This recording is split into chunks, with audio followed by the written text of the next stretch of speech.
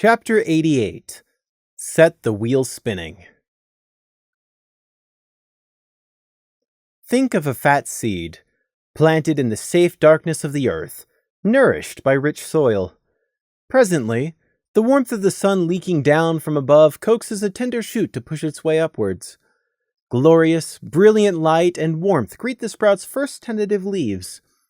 The seed becomes a plant, rapidly growing into its own little world. The sun comes and brings life-giving light. Rains pass and water the thirsty roots. New leaves unravel from green stems and uncrinkle themselves. Now the plant has many leaves, deep roots, and tall stems. More time comes. More suns pass by. The days grow yet warmer still, the earth thick with competing root systems. And now the tall, strong plant has finally uncovered its broad head and flowered. Fat bees come in droves. The warm air hums, and spring is here. Captain Nighthawk looked over the night guards who had assembled for the night, helmeted head swiveling. He had called for a very brief gathering in the disused guard hall to address them all. There were of course some who couldn't be here right now, their posts too vital to leave unstaffed at any hour of the night, but mostly everyone was here. Thestrals, 1 Pegasus, and 1 Lamb. The guard hall could still only generously be judged to be half filled. But there they stood in their short ranks, armor turning every one of them uniform in color, but not in body. To most, all Thestrals were difficult to tell apart, which was an understandable point of view, even though a little racist. There wasn't a single Thestral whose natural coloring wasn't some shade of dark, plus all their slitted eyes were yellow or amber. But none of them were uniform in Nighthawk's gaze, only in purpose and conviction. If you looked and knew these ponies individually, then you could never mistakenly have said they were the same. Long warrior manes tied or braided back in different ways.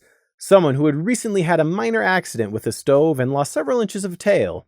And the way each approached personal grooming. More subtle differences, like in height, a pockmarked scattering of small scars on one pony's knee, the different clan earring studs, someone with a wedge missing from their upper lip, tiny burn holes in wing membranes. How could you ever mistake one for another if you knew them?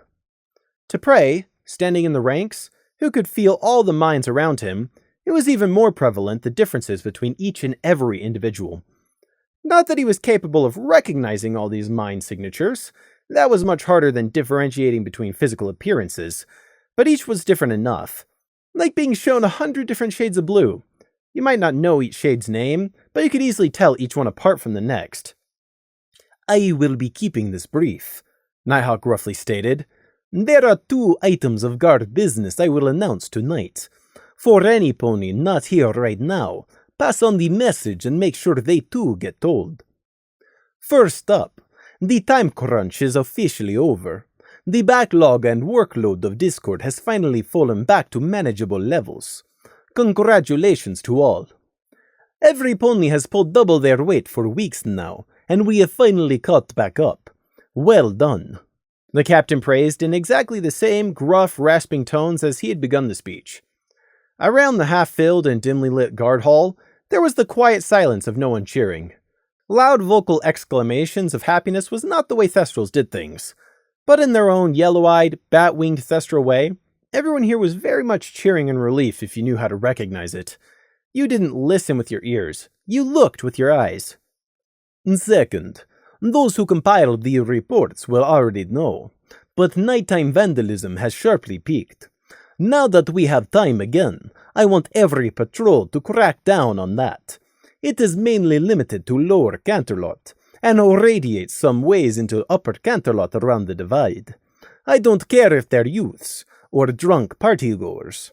Stomp it out wherever you encounter it, Nighthawk ordered. Third, the Cloudsdale weather teams have finally gotten their act together. There is no more need for the Night Guard and Royal Guard to work to take up the slack, so the joint weather flights are being halted as of now, unless there is another sudden emergency. Starrywing leaned in from behind Nighthawk and helpfully muttered something in the captain's tufted ear in reminder. "I stand corrected," Nighthawk rasped. "The Cloudsdale weather teams have only mostly gotten their act together. There's a few exceptions on the corner of the weather maps they still need to fix." Nighthawk's dismissive tone left no doubt in any of the assembled audience that it was firmly a their problem. The Night Guard had already wasted enough of its limited pony power on that thankless task, and weren't going to be wasting any more. Understandable. No one here, not even Prey, who naturally had no experience with flying or manipulating weather, had been impressed with the Equestrian Weather Factory's most recent performances. After centuries of such tight control, Equestrian weather could no longer form naturally. It had become so utterly domesticated. The country was now completely reliant on its armada of Pegasi weather teams to deliver all its weather needs. So for being so completely reliant on their vaunted weather control, they obviously didn't have the necessary backup plans in place for when something big went wrong. Small things perhaps, but big things? Evidently not. "Arrogant and complacent," was Prey's harsh judgment. "And lastly, a piece of good news," Nighthawk unexpectedly announced. Squinting to get his slightly damaged eyesight to work in the dim hall, Prey saw that, yes, there was an actual tiny grin turning up the corners of the captain's stern mouth. "The first full shipment of new Night Guard armor is finally ready and will be delivered tomorrow night. Princess Luna's displeasure at the Smith's continual delays was made clear. Now, every pony will finally have their due and be able to match your brothers in the ISND." A lot of slitted yellow eyes turned to the ISND, running appreciatively over Crimson and Gloom's more expensive and practical armor, their helmets also lacking those ridiculous purple plumes. "Finally! I thought I'd never get my set. Much better. Thanks, Princess Luna. I'd almost forgotten because it's taken so long." The ISND had gotten the first 2 sets of proof-of-concept armor as a precaution. Now, it was finally time for everyone else, even the newer Thestral recruits, to get fully kitted out too. "You're not going to do your public image of definitely not Nightmare Moon Guards any good, though," Prey thought. Thestrals with their yellow eyes, bat wings, and hereditary fangs were already intimidating enough to the average pony, and the newer, darker, more unfriendly-looking armor wasn't going to help that. Not that Prey cared one way or the other. The passage of time always brings about change, be it new plant growth, or a new set of burnished and stress-tested armor plates. But the beginning of spring is always a period which brings out many new changes. Controlled by ponies or not, the season of spring has always traditionally been a time of new life, rapid growth, and fast change. Or perhaps it was simply that you were more alert to looking out for the changes time inevitably brought during spring. It was, after all, basically traditional. But this year, the scope of changes seemed a bit underwhelming. After the sudden and terrible reign of discord, to his just as sudden and out-of-the-blue defeat, followed by the restoration by Harmony, it just seemed like the traditional season of change was a bit late to the party. That was all. And post-discord, there had definitely been many a party. Nevertheless, there was still change, because there was always change, all the time. It was simply that comparatively, these changes really weren't as big or important as what had already happened. These changes ranged in scope, reach, intensity, and importance to Prey. Most didn't, or at least shouldn't, affect him. Still, Prey took note just in case. Just some of them. And there would always be undercurrents that got missed, no matter how closely he or Lemon Pink kept their ears to the ground. Like with Griffonia. Most of the actual details were being kept out of the public eye, and most ponies didn't care much about their distant Griffin neighbors anyway, but Equestria and Griffonia were in a stalemate. Overtures and diplomatic talks had gone round and around, and ended up nowhere. Border restrictions were still as tight as could be, with strict bans, not just impossibly steep tariffs, but outright bans on equestrian imports. Only equestrians with long-standing Griffonian citizenship were being allowed in, and both the Low and High Kingdoms had clamped down on news leaving Griffonia in a rare united front. In that regard, Prey supposed it was a tiny blessing in disguise that Lemon Pink had never ended up investing his gold in that pig-raising company. With the bitter loss of both his Veropedes, there had no longer been a need for a constant stream of fresh meat, and the planned purchase of the businesses had fallen by the wayside. Lemon was still on the lookout for a different business opportunity, when she had the time, which wasn't often.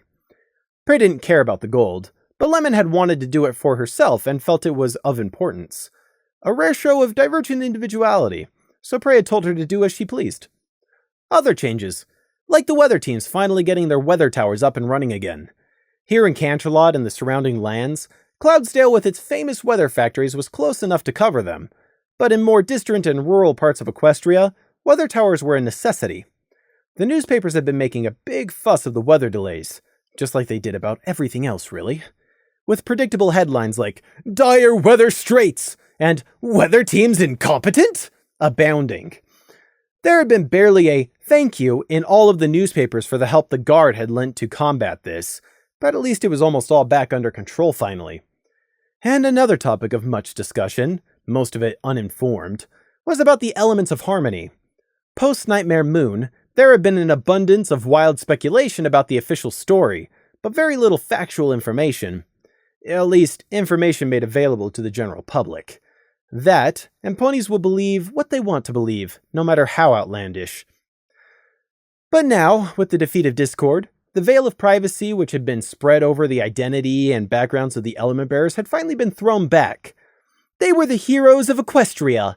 Of course all wanted to know who these brave and selfless saviors were. For the second time. The secrecy surrounding the Elements of Harmony and their 6 bearers was finally done away with.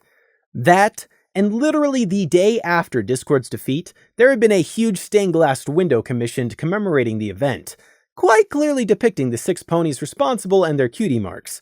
Word had spread quickly from there. The gossip magazines were having a field day. Fashion, celebrity, chat, half of the pages out of all the magazines were devoted to the most sensational speculations. And what was more, ponies were loving it. The Element Bearers had been catapulted into fame and celebrity status overnight.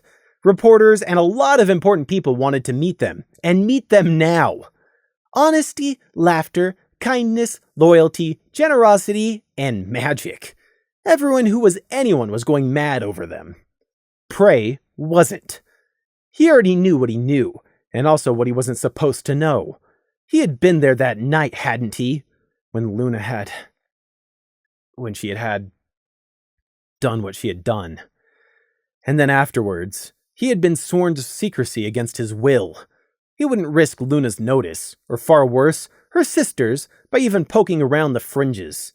Besides, once again, Prey already knew all he needed to. For now. Prey knew their names, faces, and descriptions, as did many people now, but he didn't know the Element Bearers. He had only seen the one personally, but he knew they were 6 ponies, that they were Celestia's chosen, that they unreservedly believed in the righteousness of the harmony they were supposed to represent, and that they were in turn being protected against their own carelessness by the living magic of harmony itself. That was enough for Prey to know that he would hate them.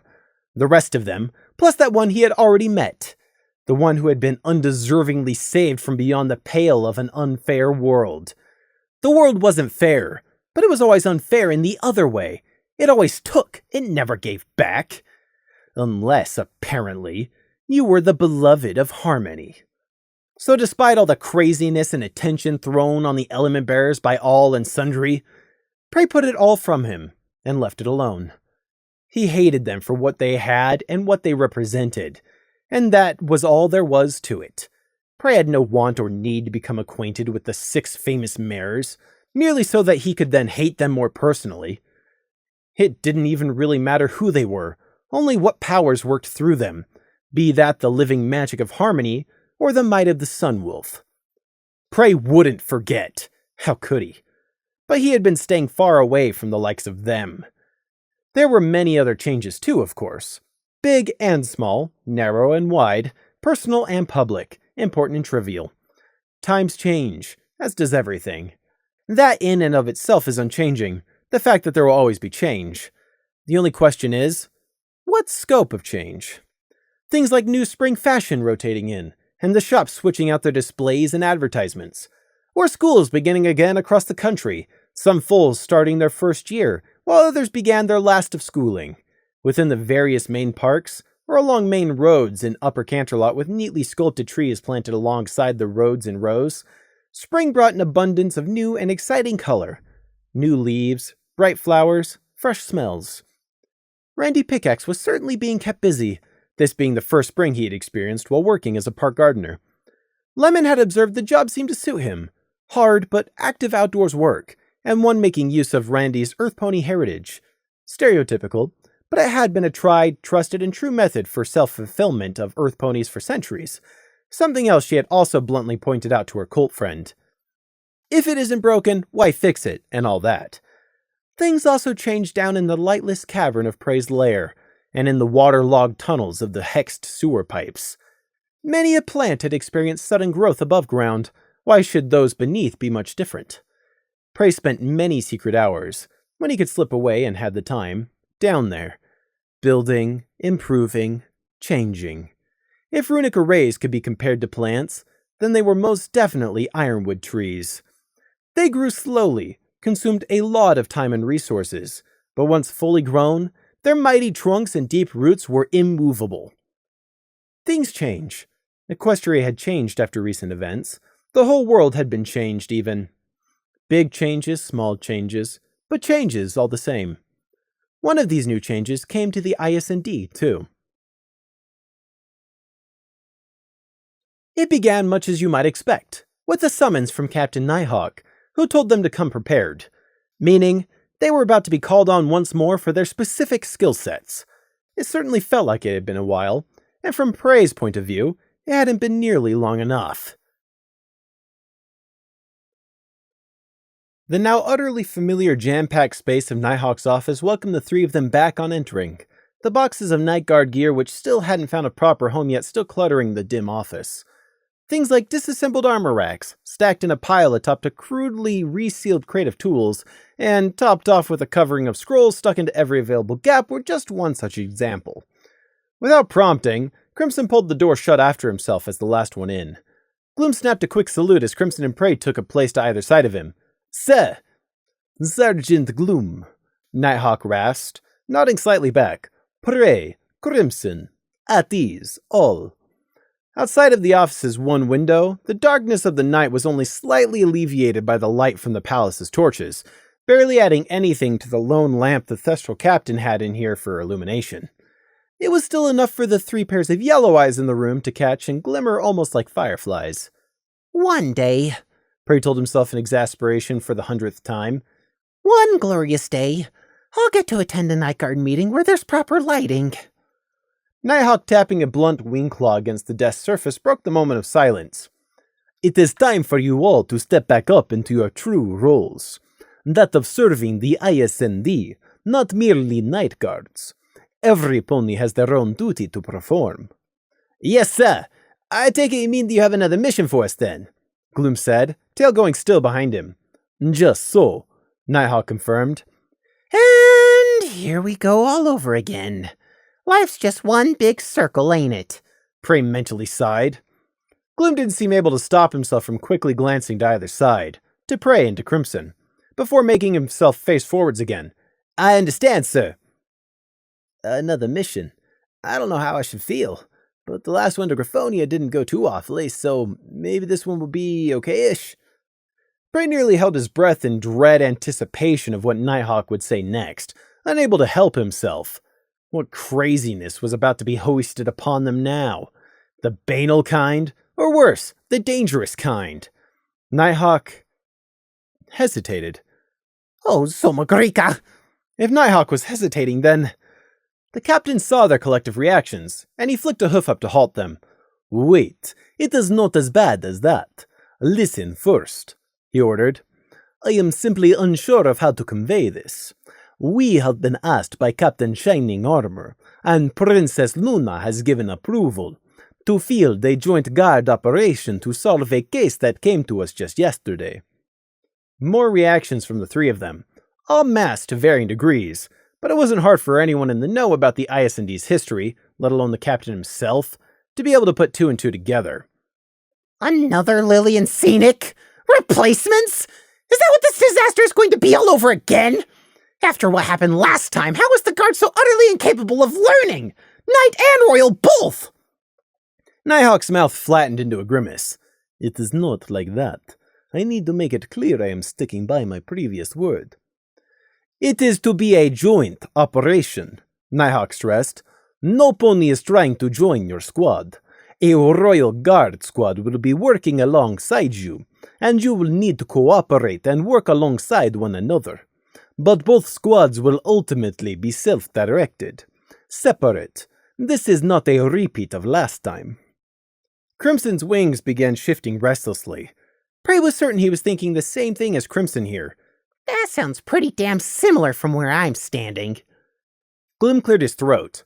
Perhaps, if you could explain what this mission is a bit more, maybe that would help clarify. Nighthawk's grimace grew imperceptibly. This is a mission outside of Canterlot. One of the reasons the ISND will be ideal, because of all your experience. The other reason is the type of mission. Missing ponies, along with property damage from the local town. Nighthawk stood up smoothly, squeezing out from behind his cramped desk and striding to the map of Equestria pinned on the wall. It was a feature that for some reason seemed to be a prerequisite for being an officer and having an office. That you had to include, somewhere, a wall map. Some officers like to stud them with pins and notes, while others like Nighthawk simply had the map as a nod towards the unwritten rule, and left it at that. Deja vu much? Prey was struck by how similar this all seemed, how rote this song and dance was, and how clearly he could envision this exact same scene being repeated in the future. Now there was a disturbing thought. Nighthawk unfurled a leathery wing and used the bony tip of it to point. He tapped on the golden circle representing Canterlot in the middle, because of course the map marker had made it with Canterlot as the center, and then swiftly traced down southeast. Prey's eyes drifted left over the map for a second, to the west of Canterlot instead, past the jagged line representing the mountain chain of the Ridgeback, and then the Long Ridge. There was nothing. No names or even dots to show where Mayflower and Alfalfadale had once existed. And trailing downwards from the nothing sitting there, the all-important dotted line representing the border, the divide between Ponydom and the heathens. No name there either. Just a tiny train track line that, if the map were to be believed, went to and returned from nowhere. Simply a huge green blob on the page, representing a deep forest. Haven Hay. Nighthawk's curt pronouncement redrew Prey's attention to the correct side of the map. And no, it isn't like Alfalfadale and Mayflower. You're not about to fly into that situation again. The tip of Nighthawk's wing was resting on a squiggle and a name box set right on the sea's coastline, representing a settlement, built right before a jagged point of land. Although it looked tiny on the map, in real life it must be a massive spur of land, forming an equally massive bay. Nighthawk had called it Haven Hay, very much a pony name. Prey mentally searched through his general knowledge for the place. Prey had made sure to memorize some basic knowledge of all equestrian towns and railroads, as well as relevant maps. Not a minor undertaking by any means. It now looked like he had a reason to research a bit deeper than just basic knowledge for this Haven Hay. By the sound of it, all of the ISND would need to, in fact. But from what Prey could recall, Nighthawk was at least correct in that one pronouncement. The seaside town of Haven Hay wasn't like Alfalfadale. It wasn't on the border, for one, but instead situated just inside the border, and for another, it had at least 10 times the population of Alfalfadale used to have. That also meant the population was entirely made up of ponies. That translated into it having all of the basic amenities, facilities, and protection that Celestia extended to all her pony settlements. All those simple things a border town didn't have. Weather control, a train station, town walls, water lines, a main road, and at least a few guards. Any more than that, though, or how big of a harbor and how much sea traffic the town received, Prey would have to further look up. But it's not on the border. It's inside of Equestria. People can't just be abducted by a warlock without anyone reacting. So that's good, Prey thought. That was such a pathetically low standard to judge the merits of a town's location by, but an important one. It wasn't as if any of them could forget such a tragedy had already personally happened. Gloom gave up furrowing his brow at the map and simply admitted, "I can't say I recognize the name, sir. Is it a port city?" "Port town," Nighthawk corrected. "Medium-sized. But size is ultimately irrelevant. All that is relevant is the cause for this joint mission. The protection of the Knight falls over all of Her Majesty's subjects everywhere equally." Unnoticed, Prey touched at the golden band around one of his forelegs, and said nothing. You recall that one weather tower which wasn't back up and running yet. It is just outside of the town, but it should have been by now. Over the last week, near consecutive storms, 5 of them major ones, have shut down the harbor and done damage to the town. However, the reason for this mission is that the Pegasi staffing the weather tower seem to have disappeared, or deserted, or are refusing to work. The reports contradict itself a bit. One moment it mentions them refusing to work, the next it terms them as deserters. Nighthawk curtly flicked his tail. Whatever the cause, you are to find out and fix it. If it's deliberate neglect, arrest whomever is responsible. If it's a case of missing ponies, then this gets more serious. Sir, I mean, why are we being sent? Why us particularly, sir? Crimson spoke up, stressing the question that Prey had been hearing circulating in the back of Gloom's head. The ISND never got a simple mission. There was always something complicated about it. And why with the Royal Guard Squad, sir? It doesn't sound like it's a wide-ranging task, more of an investigation. You don't need loads of ponies for that. Gloom also asked, not contradicting Nighthawk because he was sure the captain had already thought of that, but wanting to know the reason. The Royal Guards have their own task, that being half civilian control, half emergency weather assistance. The Haven Hay Town Guard is too small, and ponies there are very vocally angry about the long delay in first getting their local weather tower up and running again, and now it isn't working at all, and their homes are being damaged by the storms. The Royal Guards are going to fly the flag, flash their golden armor, reassure ponies, and make their presence known, but that's their job. Nighthawk stared intently at the 3 of them, yellow eyes sharp. Your job is to find the root cause of all this, and punish the crime if there is one. And what Nighthawk didn't have to point out was that the Night Guard is ill-suited to calming skittish civilians anyway.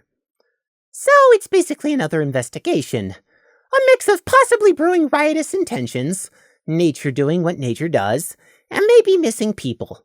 Prey summed up the coming task in his head. It was easy to see why, with their past experience, that Nighthawk would decide to assign them to this. Prey looked up at the dim ceiling above and sourly thought about that for a moment. I have so many better things to be doing. Important things. Vital things. The 3rd stage is nearing completion. Now I'm going to have to put it on hold with Lemon. At least Nighthawk had made it quite clear they would not be working with this Royal Guard squad, simply alongside them. Or maybe after Lily's fate, it was the Royal Guards who had refused to work with the ISND, not the other way around. Understandable if so. And deep down, Prey couldn't banish the superstitious fear that this mission was going to horribly mutate into something awful because of the way things always seemed to turn out for the ISND. I understand, sir, Gloom said slowly, slit eyes flicking back to the dot on the wall map. He was already resigned to this coming unpleasantness, but prepared to do his duty. At Gloom's other side, Crimson looked as ready as he always did, back straight and posture balanced. Prey managed to refrain from looking down at the new, but just as hated Alicorn made tracer bands resting around his forelegs. And it's not like I'm being given a choice in this matter. Someone above them had made the decision, and so it shall be. The mission had been issued, the reports received, the other guard captain had been consulted, and all paperwork was already being filed right now. The ISND were just another cog in the machinery of Canterlot. The guard captains had squads of armed and armored guards under their command, being only one step removed from the only higher powers in all the land. The captains could sign off your life and send you to your death. Worse, it really could be as simple as that. Nighthawk hadn't known the lethal mess he was sending them into out in Mayflower, but he was still the one who had signed the papers and sent them. What had been a simple choice at the time for Nighthawk had dire, long-reaching, and permanent consequences for the ISND. So what if Nighthawk had felt the same heavy weight of responsibility after he had learned of what had happened to the ISND? Because Prey could guarantee no matter how guilty Nighthawk felt, it was nothing to the very physical pain, dread, suffering, and terror they had felt. Choices have consequences, but sometimes it isn't you who has to pay for them. And that was what it came down to in the end, wasn't it? They were all thinking it, although in Crimson's case, Prey was only confident, not certain, that Pegasus was thinking it. Thinking, would this be another one of those times? Yeah. No. Not if I have anything to say about it. I'm sick of being the scapegoat for everyone else's choices. I'm a sheep, not a goat, damn it. Nighthawk pulled out 2 files from a stack on his desk and passed them across to Gloom. Your orders, in writing and details, he said by way of explanation. After a quick glance inside the files, Gloom passed them down to Prey without touching for him to hang on to, and then saluted Nighthawk. We will do our best, sir. Her Majesty asks for nothing more and nothing less. Requisition whatever funds or equipment you feel you need. Starry Wing will sign it off. Night watch over you all. Nighthawk returned. He paused, but then simply shut his mouth and nodded for them to leave. But Prey felt Nighthawk's yellow eyes following the 3 of them all the way out of their owner's office door, and then even all the way down the corridor after the door was shut. It was hard to concentrate on the work for the rest of their shift after that. Informed of their coming trip, all 3 of them were bouncing theories, maybes, and what-ifs off each other all through the rest of their office shift. The 2 files which Prey read over and summarized for the other 2 held copies of the incident reports, the Royal Guard's return correspondence, the merger request, some information about the local town sheriff and watch in Haven Hay, and weather reports. The second slim folder was the official signed paperwork they could use to prove their authority in Haven Hay, if necessary. However, the provided details were all lacking in concrete certainty for the things they wanted to know, and in the end only served to raise more questions, ifs, and buts for them to wonder over than it answered. And come the end of their shift, a little before midday and lunchtime in the mess hall, it came time for them to fulfill one of the first of many tasks of this mission, and they hadn't even boarded the train yet. Or figured out which train they needed to board. And that was meeting the squad of Royal Guards they were going to be traveling with out to Haven Hay. And since it was just about to be lunchtime anyways, the IS&D had been told to meet them in the mess hall. Lunchtime hadn't begun yet. A small squad of 4 Pegasi rose from around a table as the IS&D entered the otherwise empty mess hall. 4 was only half the maximum size for a Royal Guard squad, but they were all Pegasi, leading Prey to the conclusion that the non-flyers, and therefore also non-weather manipulation-capable members, had been trimmed for this mission. So, no unicorns. A personal relief to Prey, but that also meant Shining Armor wasn't rating the danger of this mission very high either. Good. And bad. Prey made all those deductions within the first breath as the familiar-looking Pegasus Sergeant opened his mouth to greet them. First Sergeant Gloom of the IS&D, and is this your squad? Yes. Gloom answered the obvious. Great! Let's get this meet and greet rolling! The stallion was buff, his voice loud, and posture boisterous. Prey finally placed the pony in his memory. Nimbus Feather, that stallion from ages ago who had once invited Crimson to go play hoofball with him and his mates. I remember that this Nimbus guy had only recently come back from some stint on a mission near the Badlands. It seems Shining Armor's head isn't entirely devoted to supporting the weight of his own horn, and can actually successfully utilize his own people too. Gloom took the lead, not letting show any of his reluctance and striding for the table with the 4-pony squad waiting for them. Prey and Crimson followed as they were supposed to. To Gloom's mild surprise, Nimbus actually half rose from the table to offer his hoof. Staff Sergeant Nimbus Feather, but I bet you already knew that. He introduced himself with a broad grin, teeth very white. And don't worry, me and my guys will have your back out there. We're old hooves at this rodeo. Oh, wonderful. He's got Lily's old attitude, just without most of the aggression, Prey thought. Gloom's first impression in those first few seconds wasn't much different. What is it with every royal guard I've got to work alongside being overconfident? No, I shouldn't judge yet. He's at least being friendly. Thank you. I hope you won't need to have a backs, though, if it's all the same to you, Gloom replied, bumping his hoof with the muscled Pegasus, who bumbled back rather a bit too hard. No worries, I get what you mean. Come on, sit! I'll kick us off with the introductions. Huh? Who's this? Nimbus started with an exclamation of surprise. The rest of his team, 2 stallions and 1 mare, sat up to see what their staff sergeant was looking at and added their own surprise as they spotted the unhappy Prey below the tabletop level.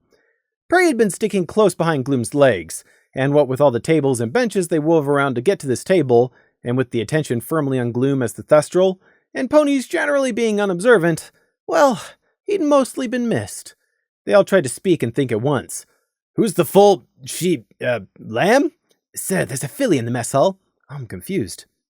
Wait. That dumb story about the bat guards is actually true? Well, parents, and are we escorting her back to Avonhay or something? And which pony gave her that oversized ribbon? She don't even have manes. In the face of their explanations and thoughts, Prey smiled back up at all of them. I hate being a runt, and I hate all of you, too. Crimson moved just a half step to his right, not quite standing in front of Prey, but giving the impression that could change if he so chose. A nice gesture, but rather pointless, as they were going to be traveling alongside these 4 guards very soon anyways. "The news still hasn't gotten around somehow, it seems," Gloom thought, clearing his throat. Ahem! No! This is Prey, a member of my squad, appointed by Princess Luna, and he is older than he looks. Which of course got the same old first-time reactions all over again. "So he's a colt, not a filly? No way he's old enough. I'll eat my horseshoes if he's of age." What a nasty name. Some pony should help him get that changed. All these were sentiments and misguided opinions that the IS&D, and most especially Prey, had witnessed before on the Lamb's behalf. What was new, however, was how Nimbus Feather and his 3 subordinates, who hadn't yet been introduced, went on to openly share this. Most were usually too stuck up to voice it. "Hey, little buddy, is your name really Prey? Not short for anything more?" One of the 2 unarmored stallions, the one who for some reason didn't seem to have any eyebrows, asked. "Like, how old are you even?" the mayor nearly demanded. "If I were to guess you were the youngest brother of a bunch of older sisters who like to play dress-up, how close would I be?" The other stallion snorted, amused. "I didn't get told about any of this," Nimbus Feather stated, looking at Gloom, nicely rounding up as the last member of his squad to add his 2 bits. Prey kept smiling, only Crimson and Gloom standing alongside him, knowing how fake it was. Yes, no, 14, not close at all. And that wasn't a question, sir, so I'm very sorry, but I can't provide you an answer. Gloom stepped in to try to put a halt to this before it all spirals into a misunderstanding, or I get too annoyed to stop Prey from whatever petty revenge he's planning. In the space of those few comments, the Royal Guards had genuinely managed to tick Gloom off, even though he himself knew he had been little better when he had first met Prey. It wasn't about him wanting to stand up for Prey. These Royal Guards' opinions weren't important enough for him to feel insulted. But in that moment, Gloom still experienced a moment of extreme annoyance before he got it under control. Because it wasn't that long ago Gloom remembered not knowing if he would ever see Prey alive again. Prey and Crimson were part of Gloom's life now. He could not imagine it any other way, working alongside them and sharing so much with each other every day. Prey and Crimson were members of his squad, not Nimbus Feathers. They didn't have to answer to these Royal Guards if they didn't want to. Moon blight it. We're gonna have to answer it, though. At least a bit. We're all being sent to Avonhay together. We'll need at least a professional working relationship. I will say it again. Prey is a member of my Night Guard squad, appointed by Princess Luna. Let's keep things professional, please. Staff Sergeant Nimbus. The 4 ponies in Royal Guard armor exchanged looks amongst themselves. They each seemed to be able to get the gist of what the others meant by expression alone, so they obviously had worked together quite a bit before.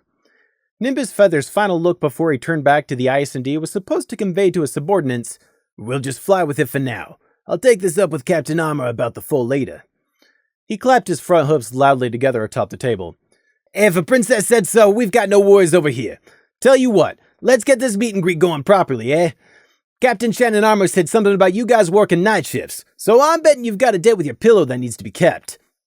With a nod, Gloom stepped up to the table, Crimson taking his left, with Prey hauling himself onto the bench to the far right, still out of anyone's reach. "It is the end of our shift, yeah, but it's more important to properly discuss what needs to be, instead of rushing." Nimbus grinned cheerfully, white teeth sparkling. "A go-get-'em attitude! That's just the way we like things in the Border Rangers." "Border Rangers? Is that some division of the Border Guard, or...?" "Nah, we're Royal Guard through and through.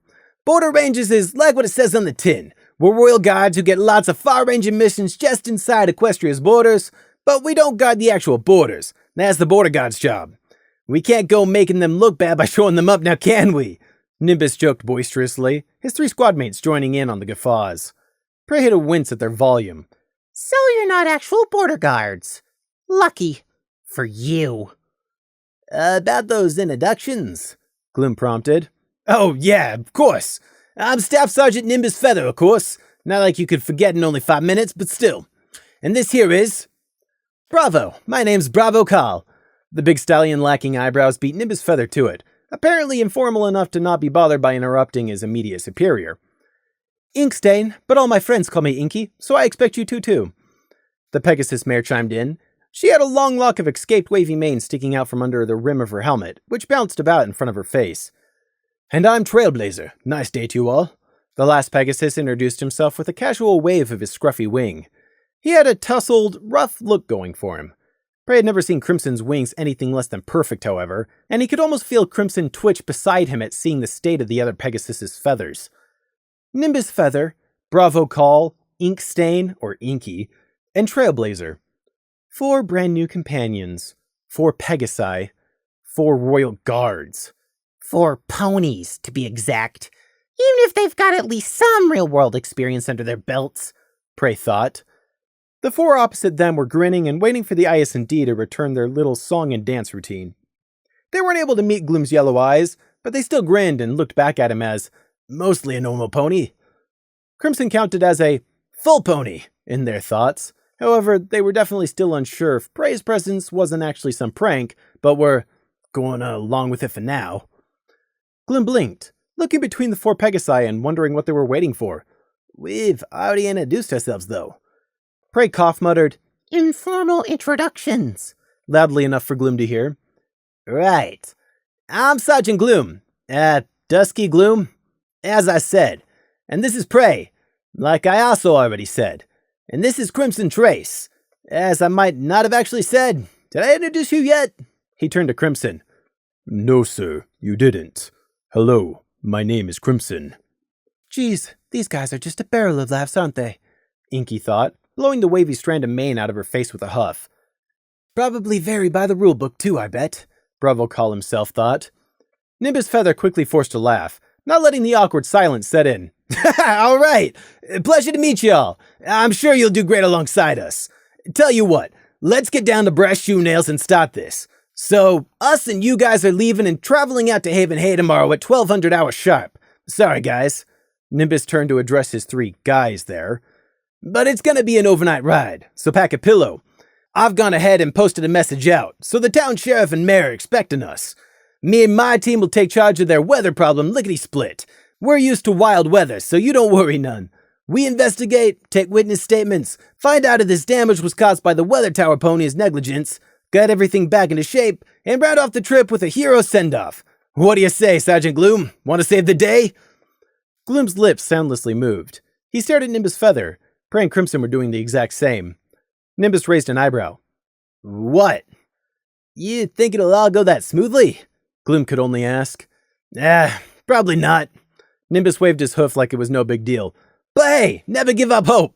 Sure, there'll be complications. If me and my team have learned anything, is that something always comes up. But I'm just as confident in overcoming any obstacle. You can achieve anything you set your mind to. Where there's a will, there's a way, Trailblazer echoed in a confident agreement with his staff sergeant. What would it be like to have that kind of confidence? Or better yet, what was it like to have been lucky enough to only partake in missions which let you preserve that delusional belief? Prey was frankly jealous, every bit as much as he was scornful of the handsome stallion's assurances. I think Prey's paranoia has rubbed off on me, Gloom thought, unable to help himself from saying, Sergeant Nimbus, surely there's more to your plan than that. There's only so much you can do without being there to see everything first hoof. But seriously, you don't have to worry. We've done this loads of times. We know what we're doing. Bravo here has flown through the eye of tornadoes. Inky's fought off griffins all by her lonesome. Don't let that pretty face fool you. And Trailblazer here is the damn finest tracker and trailblazer, pun intended, both in the sky and on land that I have ever had the pleasure of commanding. We're not all tuck and perfectly buffed armor shine. We've done this all plenty of times before. Bravo, Inky, and Trail all nodded in pride along the Nimbus Feather's boastful claims. Perhaps the Royal Guards were expecting Gloom to reply with a boast of his own and praise for the accomplishments of his 2 subordinates. They had shared some self-praise, and now it was the IS&D's turn, so that together they could all feel more confident and positive. They were disappointed. Gloom did no such thing. In fact, it hadn't even occurred to him. What had the IS&D done that any of them were proud of? All of their successes had come at heavy prices. Even the mostly successful, if highly risky mission out to snatch Half-Life from Graphonia was now null and void, what with the Griffin having vanished post-Discord's cleansing. Right, Gloom said instead, as if the last minute hadn't even been voiced. Well, we've looked some more into Haven Hay with what little time we've had so far. Some facts about the town. He fished out a folded bit of paper tucked inside his breastplate.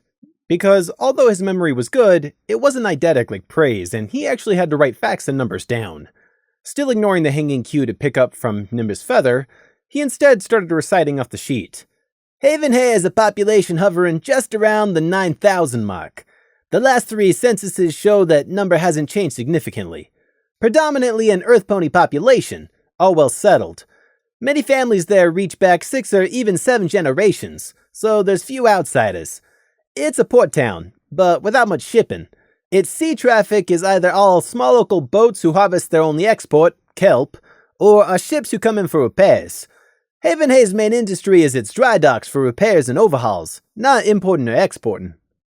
He trailed his hoof down the page. Let's see. Annual tourism is tiny, and there's only one historic attraction, the Cliffs of Dove. However, sea mist during all seasons but summer mean that's only a seasonal attraction. Fog, wind, and bad weather coming in off the sea are also all common.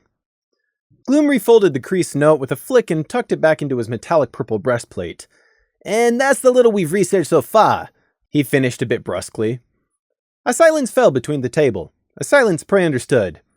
Yes, it isn't much to be going on, but it's all we have for now. It wasn't anywhere the level of detail or focus Prey wanted, but honestly, the 3 of them had known that would be the case before they even looked up Haven Hay. None of what they could research beforehand while still here would solve this case. If the people who lived, breathed, and worked every day on the ground in Haven Hay hadn't been able to find a simple solution, then they certainly wouldn't be able to manage that feat from all the way back here in Canterlot. While knowing things like population density, local history, and geography might help a bit going in the end, those weren't the questions that really needed answering. The IS&D was much more accustomed to asking questions such as, who did it? Why did they do it? Who gained from this? And who lost out from this? Trailblazer broke the silence, scratching his scruffy mane, which was bordering right on the edge of being against regulations. The Cliffs of Dove? I'd put money on having heard of those before somewhere. Prey thought Bravo Call's lack of eyebrows really made him look clueless as he answered, even though Prey also knew not to judge a book by its cover.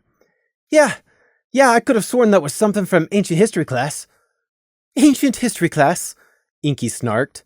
Fine, just history class then. Same difference. If it's that old though, then it's still ancient history and trivia you regurgitate for the history test and then immediately forget. Bravo returned. Without even needing any prompting from Prey, Gloom pointedly cleared his throat and said, Ahem. Perhaps you might look the cliffs up on your own time then, preferably before we leave tomorrow. Great idea. Inky, I'm delegating that to you. Nimbus Feather cheerily agreed. What? Why me? Inky exclaimed in good-humored protest. Because you caught the teacher's eye. Bravo grinned beside her. She shoved him with her wing, and he shoved her back. Trailblazer smoothly slid along the bench and out of range of the two and their scuffle, until his sergeant joined in and shoved him back the way he'd come without even looking. Right, so, great work you guys did there. Research is always good. Anyway, did you have anything else to bring up before we split? Nimbus asked to Gloom while his 3 subordinates scuffled. Trailblazer's feathers getting even more ruffled, Inky caught in the middle, and Bravo decidedly winning. What? This meeting's barely started and they want to end? Gloom thought, trying not to let his unprofessional display annoy him. Petty rule infractions really weren't the kind of thing Gloom cared about, but when he, Crimson, and Prey were all already tired after a full shift, and yet they were the only ones who seemed to be taking this preparation meeting as seriously as needed. By all the dead in the mud, I can see the future, Prey thought, despairing of his former sentiment of not judging a book by its cover, and wanting to let his forehead hit the tabletop.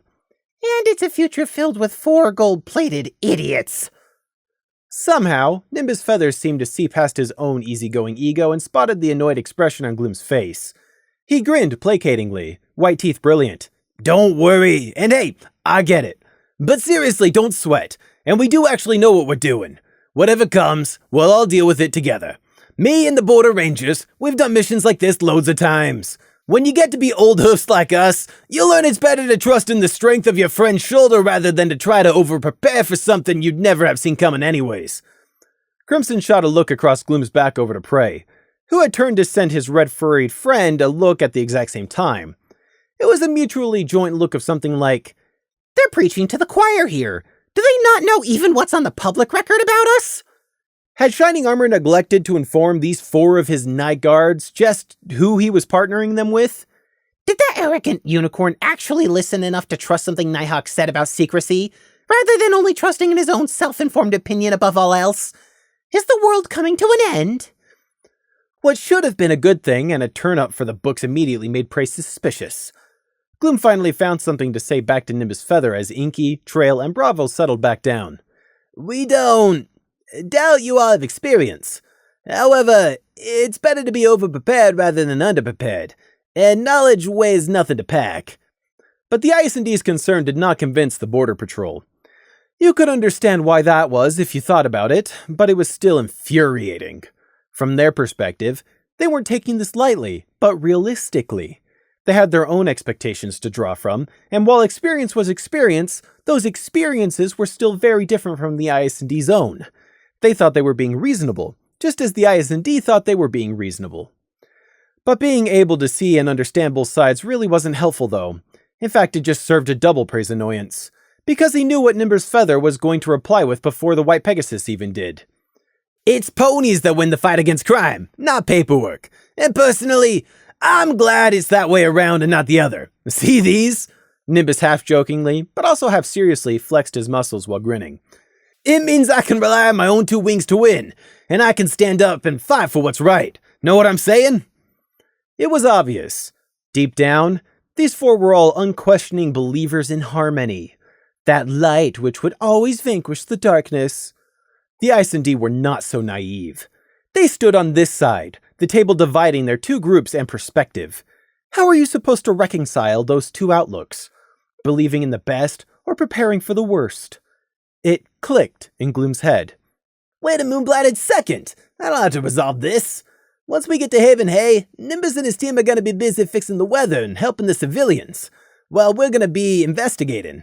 Nighthawk already said so. We're only working alongside them, not with them.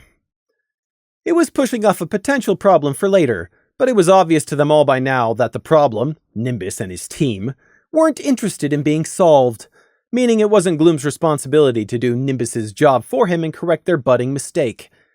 The realization lifted Gloom's flagging spirits to no end. He pushed himself back from the table and nodded to Nimbus Feather, Prey and Crimson following his lead and rising. If this becomes a problem in the future, we'll deal with it then, because you're not going to cooperate now. It looks like every pony has had enough. Since this meeting has run to its natural conclusion and there's nothing more to share, me and my squad will take our leave. At the train station tomorrow at midday, wasn't it? At 1200 sharp, yeah. Find us on a platform 4. It's got a nice little kiosk stand. You can't miss it. See you then, Sergeant Gloom. Nimbus actually rose to give Gloom a quick salute, his 3 doppelgangers swiftly doing the same. Their way of proving they could also be professional when it counted, no doubt. A mask might look good, but it's still just a mask hiding the truth. However, Prey was fine with it this time around if it got him out of here sooner. Since trying to make any plan with the input of these border rangers was hopeless, it meant that time would be better spent preparing by themselves instead. As always, time was the most valuable thing in the whole world, except to the immortal Sunwolf and her dark sister, of course. Of course, all of them were still inside the otherwise empty mess hall not having eaten, and lunch was shortly about to start. A last exchange of words was a lot less dramatic when all the 2 groups really did was each split up to a new table, and then sit around in the quiet to wait for the lunch hour to officially start and for Cookie to open the serving hatch. Awkward was one word to describe it. Well, Nimbus and his boisterous trio didn't seem to care at all, so more like one-sided awkwardness. Nimbus Feather really was rather arrogant, but in a cheerful, non-aggressive kind of way. Still aggravating, but not downright out-and-out offensive. So, we're being thrown at one of Equestria's problems again to see if we stick. Prey finished recounting to Lemon Pink. He tiredly rubbed at the scarred flesh under his eyes. I see, Prey, Lemon stated, almost tonelessly. She shifted her stance, making the boards of the walkway under her hooves faintly crunch over the gravel. In the light of the crystal lanterns, the quartz flecks mixed into the sea of gravel making up the lair's floor glittered like stray fish scales, dotted here and there in the ring of illumination, like little reflective stars glinting in the dark. It wasn't warm down here under the mountain. Caves were, by nature, either cold and wet or cold and dry. Either or, unless you went very deep. Prey had been going to add some heating runic arrays down here eventually, but it was still far down the list of arrays he meant to build. Warmth was nice, but not necessary when a blanket could do the job just as well. But it's still yet another thing that will have to be put off and delayed because of my brand new quest, Prey thought derisively. Moodily, he stuck his hoof into the paper bag he had brought and fished around for one of the few remaining candies left. He briefly glanced at the one he snagged, before dropping it onto his tongue. Minty sugar and light sweetness. Prey paused, then shifted the hard sweet to the other side of his mouth and offered the crinkled bag to Lemon. You want one? No, thank you, Prey. I have discovered I am not overly fond of sweets. Oh? Prey tilted his head. Another divergence between them. Or was it a new development? Either way, it was further proof of her slowly developing individuality. After a moment, Lemon added almost haltingly, I like savory more. Or spicy. Hot foods. 'Kay. Prey withdrew the proffered bag, idly peering inside to see how many were left. The bag had been full when he had come down here. He was tired, having served a long day at the palace as always, so the sugar was definitely helping. Not that he wouldn't have eaten the delicious little orbs of sugary goodness even if he wasn't tired. He bit down on the minty candy, chewing, and looking around the expanse of his lair.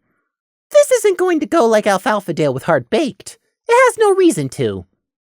Lemon slowly blinked, one ear cocked. Unspoken into the stillness of the cavern air was the wordless, but?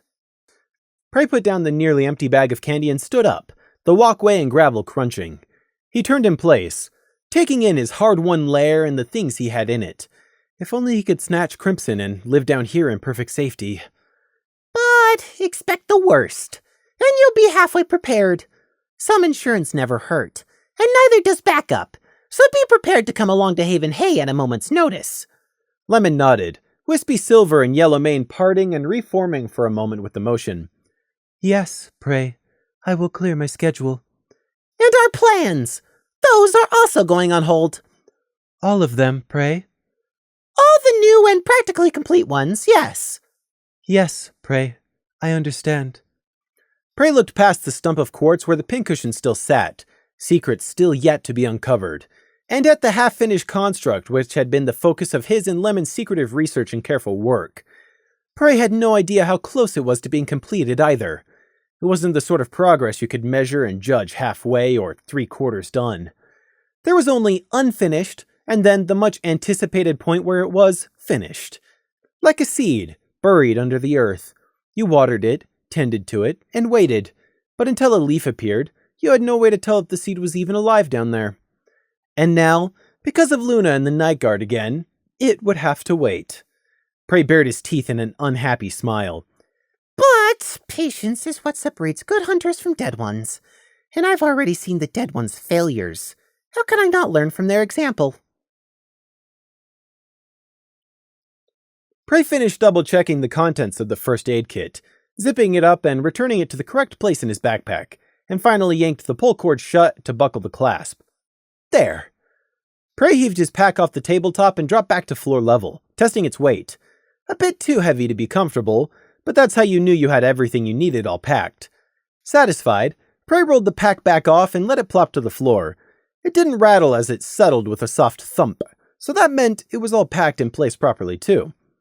He heard the sound of Gloom flipping open the lids of cardboard boxes on the other side of the room.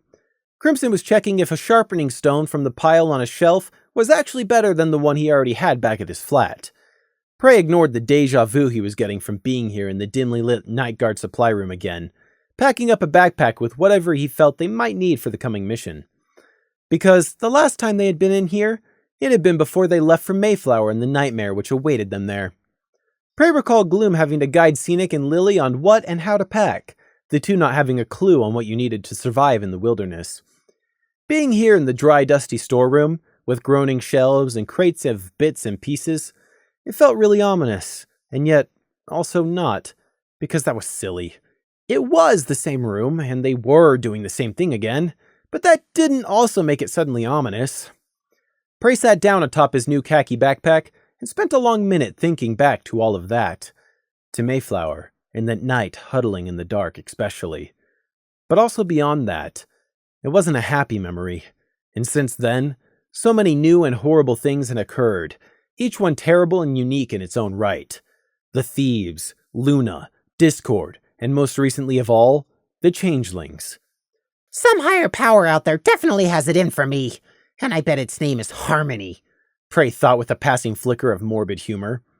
These and similar heavy thoughts cycled through Prey's mind as he sat there, ruminating, while Gloom and Crimson methodically organized and packed their own flight saddlebags. Crimson came near, aiming to return a ration pack he wasn't 100% certain was sealed properly, and exchange it for another one from the shelf. Prey spoke what was on his mind without really thinking. The things we regret often aren't the worst things we've done. Not even close. At a certain point, it's just more of the same. Another meter or another mile of black ice. It hardly matters anymore.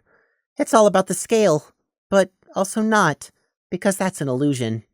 People think that obviously the biggest wrong you've ever done, that is the worst. And it is the worst, objectively.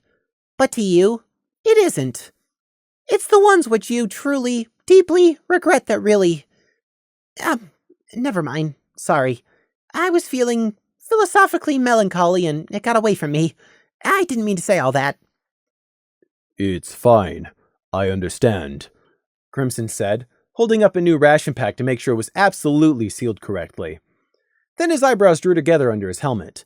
He half turned his head, blinking at Prey from the corner of one amber eye. I wasn't supposed to understand that, wasn't I? You weren't trying to hint towards something else?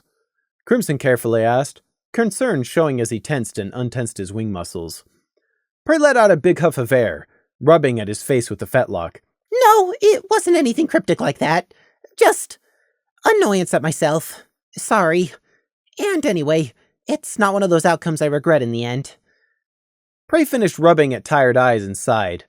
I don't regret the changelings. They attacked me. They brought their fate on themselves. All of them. I didn't even have a say in the matter. Crimson slowly went back to making sure he had the correct ration packs. There was a time like that.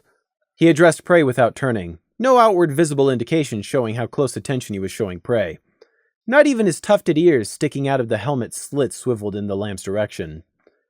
I mean, I was such a fool about it. I didn't stop and think in time, only after, and I regret it. But you already know about that. I mean, most of it. Prey added Crimson's words to the repertoire of what he already knew, and pondered on it all for another long minute. This whole mission really is feeling very samey and ominous. And we haven't even started it yet. I'm not liking it, Prey finally declared to the room at large. Gloom called from across the room. I can assure you, Prey, you're not alone. It's firmly set into my head, too, and I can't shake it. I swear to Luna, Prey, that if you sing that creepy fool's rhyme at any point on this trip, so help me, but I'm gonna give you toilet cleaning duty or something. Sun brightly glinted off spires. Golden-domed mage towers brilliantly caught every ray of light.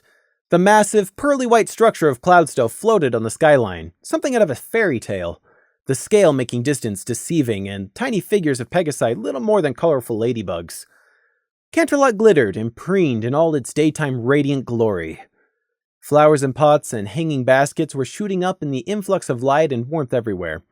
Mowed lawns, roadside grass verges, tended trees and rose bushes. The time of fresh growth was well and truly here, so plants of every shape and kind did what they do best.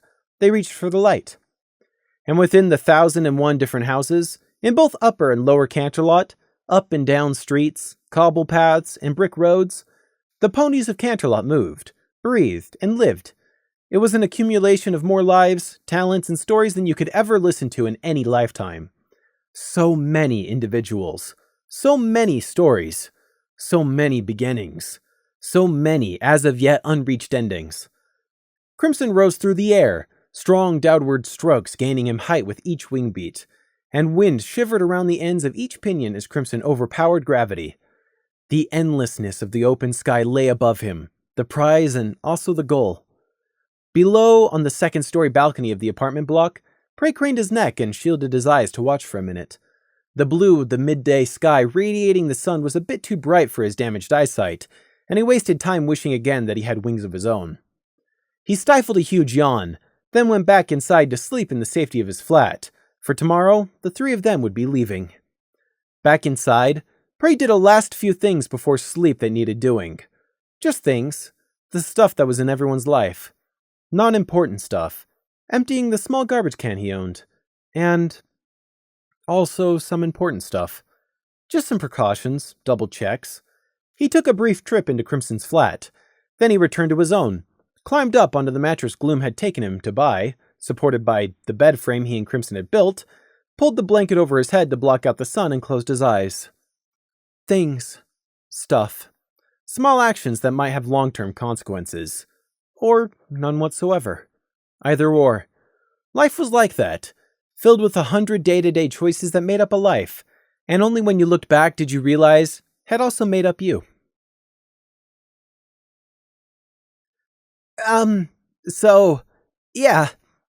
Please be safe, Scenic mumbled, looking down at the concrete of platform. By this point, all of the goodbyes had already been said. This here, coming to see them off, it was simply extra. We will try, Gloom nodded, having to shade his eyes in the sunlight. Prey wordlessly shifted his pack higher on his back, and too gave Scenic a nod. Crimson gravely repeated Gloom's words. We will try. The large station clock set into the arch of the ticket office building read 5 to 12. The noise and chatter of ponies up and down the platform made up a constant background hum, but around the IS&D in particular, they had a cleared bubble of space. Gloom and Crimson's night guard armor was good for that, besides also blocking arrows and the like. Carton Juice had come with Scenic, partly because he was her cult friend and that's what a good mare friend was supposed to do, but also because the IS&D were her friends too. Or at least, from her perspective, they were. Privately, Prey had heard her wondering if perhaps Scenic was making a bit too much fuss over this farewell. They'll go and do their job, and they'll come back in a week and most, and we can all have tea together. Carton honestly couldn't foresee anything going wrong, and she was a pony. She always expected the best to happen. However, deep down, she couldn't forget about the disaster Scenic had ended up falling into when he was sent out on a mission, and for that reason, she was secretly very happy he was now out of the Night Guard. Not that she had anything against the Night Guard, no siree. It was just that, as proven, it could sometimes be a dangerous profession. One day, when dear Paintspot is ready, he'll finally tell me the details of what really happened. I'm not sure I'll like hearing it, but I will be there for him. The massive Earth Pony mare looked like she was physically having to restrain her own hooves from reaching out to try to give a farewell hug to each of the IS&D for good luck. Travel safe, and I hope your job goes well. Maybe you'll even have time to take a break on the beach. The well-meaning sentiment was real, but already stale by now. The goodbyes had already all been said multiple times. Once again, this was just extra. But here on the platform, last minute before they left, with all these other ponies around avoiding getting too close, it really wasn't conducive to the true sentiment. All the meaningful farewells, those had already been exchanged before even making it to the train station. Lily hadn't been able to make it, and neither had Saffron, but they too had said their real farewells before yesterday evening. They'd all taken the time to have a last proper conversation together. Gloom in particular had made time to take Lily aside and sit down to have a long conversation with the grossly deformed mare. She was still aiming towards rejoining the guard, but Gloom had had to tell her bluntly, if gently, that she wasn't going to be able to serve in the IS&D anymore if or when she rejoined. Lily had already known that, even if it had never been specifically said to her. She had still been hurt and disappointed, but had always known inside that it had never been an option. It wasn't anyone's fault. That wasn't all Lily and Gloom had talked about by any means, when Prey had listened in on them, but it was one of the topics. My goal hasn't changed, had been her exact words. I'm still going to rejoin the guard, and I'm going to get there through my own merits. You don't have to worry about me, sir. I mean Gloom. I'm not going to try and rush and do something stupid before I'm ready. I've had to learn patience. Saffron had sent a bouquet of flowers. That had been a bit of surprise and shock, and not just to the unfortunate delivery pony.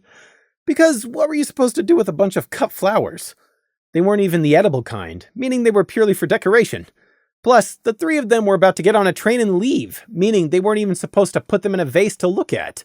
If they'd been a pod of still living flowers, then you could at least water them and hope they'd still be alive when you got back, or ask someone to water them for you.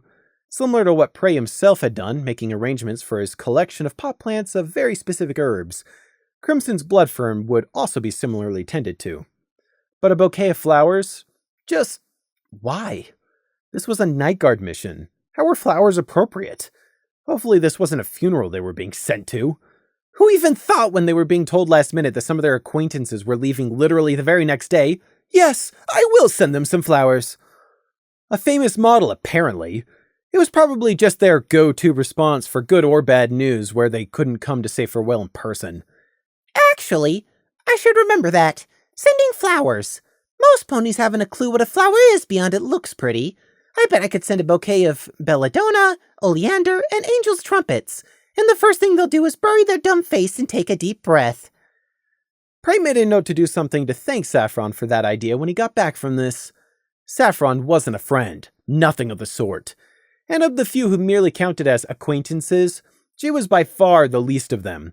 But when he had been mutilated by chaos, paralyzed, and trapped in a circle of mirrors, Prey could remember with forever frozen clarity what he had felt and thought during those hours, fully expecting to die.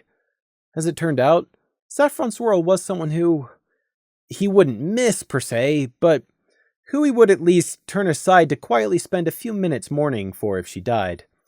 There weren't many Prey could say the same about, which wasn't a mark of strength on his part, but rather a mark of callousness. He could and did admit that. For example, for any and all strangers off the street, Prey wouldn't even pause in eating his meal if they suddenly dropped dead in front of him. Like with the changelings, a massive number, more black encased bodies than he could count. The vast underground tunnels were still clogged with their rotting corpses, and Prey slept fine every night. Or at least, as well as he had ever slept to begin with. The changelings had brought their fate on themselves. He wasn't going to lose his appetite over them forcing his hoof. And there were too many still out there whose deaths would actively sweeten Prey's metaphorical meal. More than zero was too many when it came to the list. But with that sentiment in mind, Prey's ear twitched, then twitched again. He tugged at the backpack straps, but there was no distracting himself. Do it! You're trying to be better than you are. It's not a high bar to clear. Prey turned to fully give Scenic his attention, having been keeping an eye on all the untrustworthy ponies around them at all times. Especially the unicorns. Goodbye, Scenic. Make sure to look after Carton. You aren't as helpless as you think. If you've got something good, grab onto it with both hooves and never let go. Scenic could only blink at him, mouth moving as he tried to find the words while also trying to figure out if he was offended or comforted. Prey wasn't interested in hearing whatever sappy words he came up with, and so didn't wait to hear them. He stepped closer so he could talk up to Carton Juice. Down here! Yes! Goodbye, and thank you. Take care of Scenic. If something huge and bad happens again, listen to his advice. He'll say the smart thing, which is to run away. You're not as strong as you think you are, so don't try to do something brave. Thank you? You be safe too? Carton half-asked in bafflement, blinking down at the much smaller lamb who only came up to her knee. Well, even Crimson only came up to the huge mare's chin, so it wasn't the most accurate of measurements. Mentioning Crimson, he didn't make any moves to disagree with anything Prey had just said, merely gravely adding for himself, Yes, take care of each other. We will see you on our return. Night watch over you. Well, that's sweet of them to say, I think. I'll ask Scenic once we go. He knows more about their strange ancestral clan culture. Well, Prey's not actually, he's too young, but basically... Carton broke off her thought to smile fondly at both Prey and Crimson. Thank you for saying so. Hopefully you won't have to be gone so long that you have to write, but if you are, then please do write. We would all like to hear you're doing well, she said. I'm definitely hoping it isn't that long, Glim said dryly. Over the thronging crowd on the platform, Prey heard the unmistakable sound of large, feathered wing beats. He looked up and around sharply. A Pegasus shouldn't really be flying here, even if it wasn't illegal to land and take off from the train station. But the wing beats were definitely coming this way. Inky came to a flapping stop above them, hovering in place. "You guys need to come and get on the train. It's leaving in like 2 minutes. Sergeant Nimbus sent me over to make sure you hadn't forgotten," she chirped, upbeat. She didn't seem to care about the downdraft she was blowing into all of their eyes, nor that she was flying with the sun almost directly behind her so that her golden royal guard armor shone blindingly. Or perhaps she was aware about that second part, which was why she was proudly doing it. Also, the respected and famous gold armor Inky wore was probably a factor in why she was getting away with flying in here, and so close to head height of everyone. Ponies on the busy platform were all looking, but they weren't looking with any disgruntled annoyance, only interest when they saw it was a royal guard. So long as the color of the armor is gold, not silver, then apparently all social blunders are excused, Prey observed. It wasn't a new observation by any means. "We haven't forgotten. We'll be there in 1 minute. The train leaves in 2, Gloom answered Inky calmly. Looking over, you could see Nimbus, Bravo, and Trailblazer all casually standing with bulging saddlebags, resplendent in their gold armor standing directly in the sun, and being admired by passing ponies. Hello, officer," Carton said, suddenly as nervous as when she had first met the ISND. Beside her, Scenic wore a tiny, considering frown as he squinted up at the hovering Pegasus. "So, you're one of the ponies who's going to be working with them. You'd better not be a screw-up like I was, for your own good."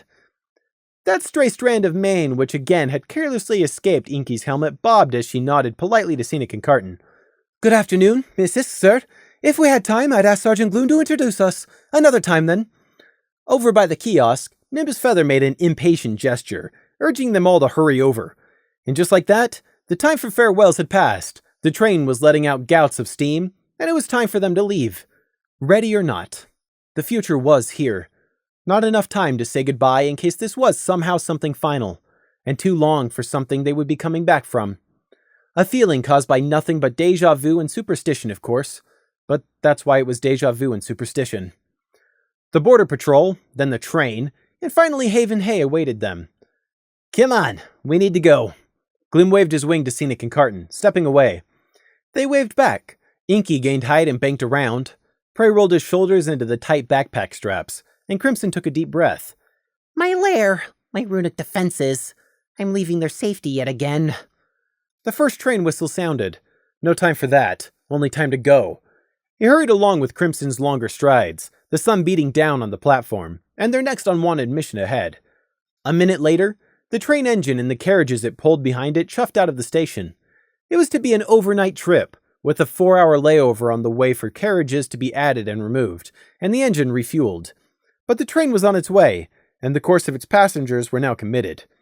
To choose a path to follow, you must also choose which path you would not. I chose to come back. This is one of the possibilities I knew could happen when I chose. The ISND and Border Rangers train had left hours ago. The sun was slowly being lowered towards the horizon, casting the platforms of the Canterlot train station in a pleasant orange tint. It was already past the wind-down phase of the station's day. There were still ponies on the platforms, but only a small number compared to the busy crowds at midday, and these ponies were quieter. The day was about to be over. They had worked hard, and were either looking forward to getting home or resigning themselves to a long overnight trip. In the train yard, resting on their metal tracks which had finished humming for the day, many an engine now sat quiet in its couplings waiting for the morrow. Not all of them. There were still some trains which ran overnight, but most of them were done for Celestia's day. However, one of those that ran throughout the quiet hours of Luna's night was even now pulling out of the station and slowly picking up speed, heading southeast. Only one of the carriages being pulled behind the engine was devoted to paying passengers. The other 5 were cargo. One was lumber, one filled with empty barrels on their way to be filled, the third held mixed farm produce, and the last 2 were empty. And they were empty, because a pony now had to double-check before departure. Doing so was a new and annoying regulation following that unexplained accident where what should have been an empty train car exploded halfway down Mount Cantor. But these 2 were empty. It still took longer for the train to get up to speed than the driver had been expecting. Either they hadn't stoked the engine up enough, or some pony had forgotten to account for one of the 3 cars which actually had cargo. And definitely not the other 2 empty cars. Besides which, those cars smelled bad, like mold and stagnant pond water filled with algae and weeds.